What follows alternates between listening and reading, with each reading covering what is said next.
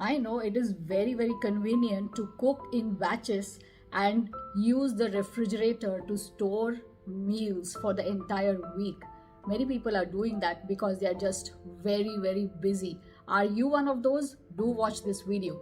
Hi, I'm Dr. Rashmi Kulkarni, co-founder of Arna Gen Next Solutions. So what is the problem with batch cooking? Although it is very convenient to cook in large batches and then use these pre-cooked meals throughout the week, it can be very convenient, it can be very time saving. But let us look at 5 disadvantages of doing that, especially if you are using your refrigerator. The first point, as usual, I'm going to dive into is fungal growth or even bacterial growth for that matter. So when we look at food that has been refrigerated for a week or more, we can see fungal growth on it. It is visible, right? So what do you think it is happening the week before that? Does it start growing all of a sudden? There is growth that is happening throughout the week, slowly, yes, at even these cold temperatures. Fungal growth does happen and it is quite harmful for health. Would you consume food that has fungal growth in it? So if you can see fungus or mold on your food a week after it has been refrigerated, it has been growing for some time. So it's a good idea to use food that has been refrigerated for maybe 24 hours, at the most 48. But going beyond that is getting into an area where you are risking the growth of fungi. Would you like to eat food like that? The second important thing to consider here is the loss of nutrients. Yes, refrigeration does not cause that much of a loss of nutrients, but the more prolonged the refrigeration is, the higher the chances are of nutrient loss. So if again we are eating food that has been refrigerated for 24 hours, 48 hours, the nutrient loss is not very high.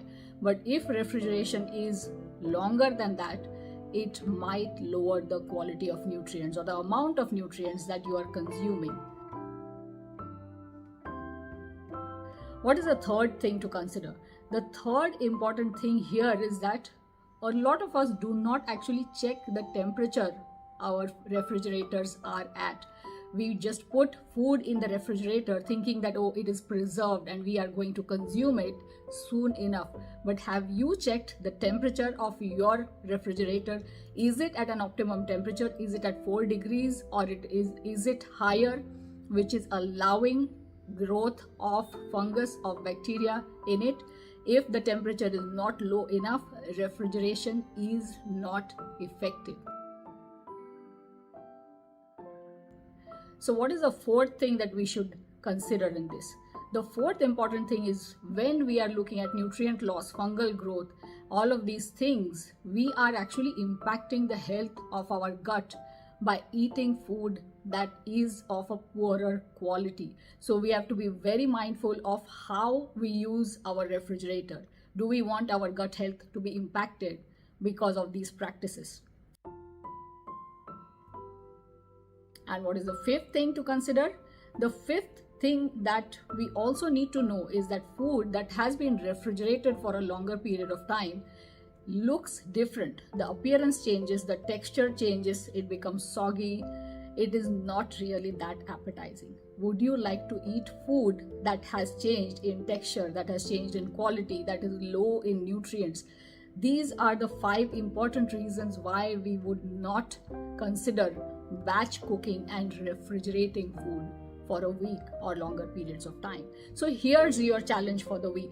Try using fresher foods or try consuming foods within 24 hours that have been refrigerated. Yes, refrigeration is fine for short periods of time, but try avoiding it for a longer period of time. There are many shortcuts that are available to minimize cooking time. We can make use of those to get fresh foods or even foods that come from our freezer, not the refrigerator. So if this tip has helped you, do hit the like button, do share and subscribe. See you in the next one.